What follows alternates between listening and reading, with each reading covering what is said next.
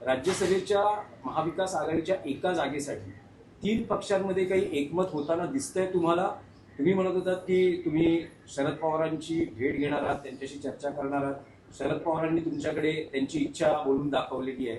असं पाहता काही एकमत होत आहे का? कारण अजून तिन्ही पक्ष, शिवसेना उद्धव बाळासाहेब ठाकरे, राष्ट्रवादी काँग्रेस शरद पवार आणि काँग्रेस, हे तिन्ही पक्ष या एका जागेसाठी दावा सोडायला तयार नाही.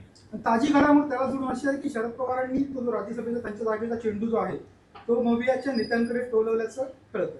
नाही, मला माहीत नाही त्याविषयी काय ते. जोपर्यंत मवियातले 3 पक्ष एकत्र बसत नाहीत तोपर्यंत हा तिढा सुटणारच नाही ना. आज प्रत्येकजण आपापला पत्ता फेकतो आहे. कोण 10 आमदारांच्या जोरावर, कोणी 16 आमदारांच्या जोरावर, कोणी 20 आमदारांच्या जोरावर. पण यापैकी एकही पक्ष स्वतंत्रपणे 7वी जागा जिंकू शकत नाही, हे सगळ्यांना माहिती आहे. पण राजकारणामध्ये जेव्हा अशी स्थिती निर्माण होते तेव्हा शेवटच्या क्षणापर्यंत ही रस्सीखेच सुरू असते. प्रत्येकाला वाटतं आपण जावं, आमच्या पक्षाचा माणूस जावा, प्रत्येकाला वाटतं. या सगळ्यामध्ये शरद पवार हे सगळ्यात वरिष्ठ आहेत, म्हणून त्यांच्या नावाची चर्चा जास्त होते आणि ती स्वाभाविक आहे. आता काँग्रेस त्यांचं राजकारण करेल, शिवसेना आपला हक्क कायम ठेवेल. त्यानंतर तिघांनी एकत्र बसून विधान परिषद आणि राज्यसभेचा निर्णय हा घ्यावा लागेल. आता आमच्या पक्षामध्ये सुद्धा अनेक लोकांची इच्छा आहे.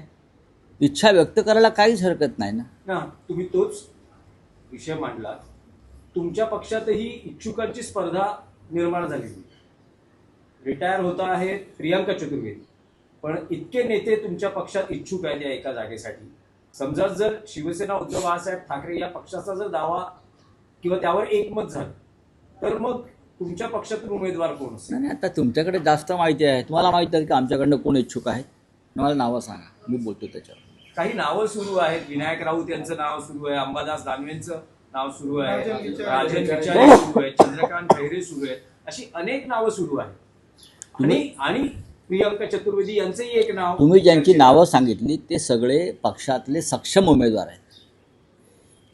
एका पक्षात एकापेक्षा जास्त इच्छुक असणं विधानसभा, विधान परिषद, राज्यसभा, महानगरपालिका हे पक्षाच्या प्रगतीचं लक्षण आहे. राजन विचारे मला या काळात भेटले, हे खरं आहे. ते उद्धवजी नाही भेटले माझ्या माहितीप्रमाणे, असं ते सांगत होते. अंबादास दानवेसुद्धा इच्छुक असावेत असं दिसतंय मला माहीत नाही, पण आपण नावाजी सांगता. चंद्रकांत खैऱ्यांचं आणि माझं बोलणं अनेकदा झालं. ते मला सतत फोन करतात की आमचा विचार व्हावा. मी बोललो हा निर्णय आपल्याकडे शिवसेना पक्षप्रमुख घेतात. एकत्र जरी आम्ही बसलो तरी शेवटी अंतिम निर्णय हा शिवसेना पक्षप्रमुख घेतात. पण आमच्या पक्षामध्ये अनेक लोक सक्षम आहेत, पण योग्य व्यक्ती जे असेल त्याची निवड हे शिवसेना प्रमुख करत होते, माननीय उद्धव ठाकरे साहेब करतात. तसं नसतं तर संजय राऊत राज्यसभेवर कधीच गेले नसते. बाळासाहेबांनी मला त्यावेळेला पाठवलं निवड करून ना, इतर अनेक इच्छुक असताना सुद्धा. पण आहेत ना, इच्छुक आहेत, एकापेक्षा जास्त इच्छुक आहेत.